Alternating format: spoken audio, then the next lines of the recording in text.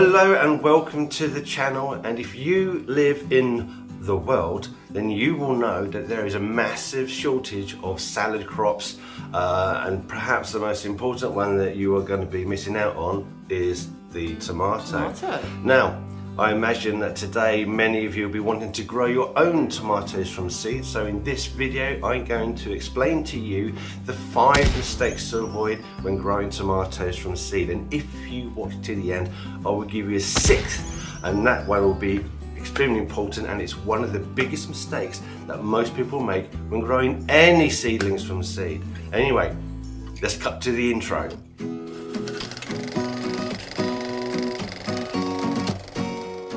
Mistake number 1. Now, all seedlings can be prone to this. Now, there is a fungal infection which is commonly called damping off, which affects young seedlings as they come through. So to try and avoid that situation from happening with your seedlings, you need to make sure that all your equipment is sterilised. So your seed trays need to be sterilised, your propagators need to be sterilised, you need to be using fresh compost out of the bag, which would have been heat sterilised before you buy it. So everything is sterilised, so hopefully you're not putting in anything that may have fungal spores in it that can attack your seedlings. Mistake number 2 is one of timing. Don't start your tomatoes off too early. Don't start your tomatoes off too late. If you're planning on growing your tomatoes outside in the garden, then they need to be planted out after the threat of frosts have passed. So you would plant these tomato seeds approximately 6 weeks before that date. Now, if you're going to be planting them in a heated greenhouse, then typically you'd be sowing your tomato seeds approximately January. Now, if you're one of the big boys who grow giant tomatoes, then you could be sowing as early as December.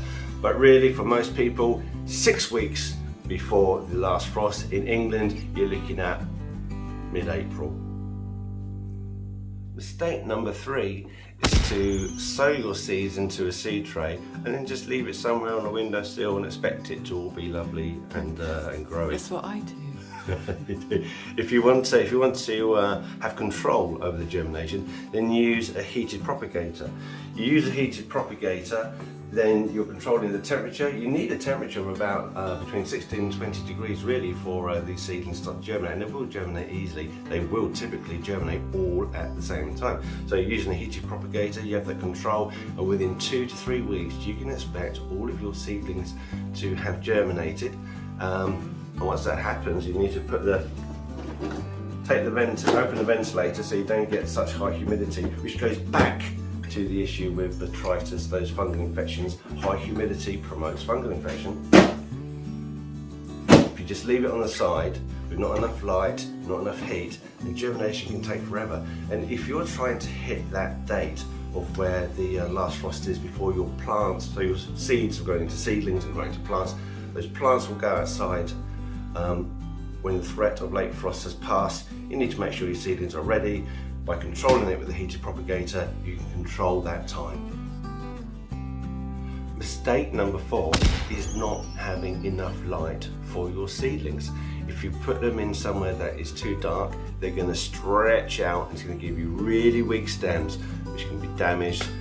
You want to try and produce a really sort of stocky plant. Only way you can do that is by bright light levels. Now, if you live in a flat and you haven't got much natural light, you might need to consider putting additional light on your seedlings. But not enough light, stretched seedlings, they just don't do very well. Make sure that they are lovely and well lit.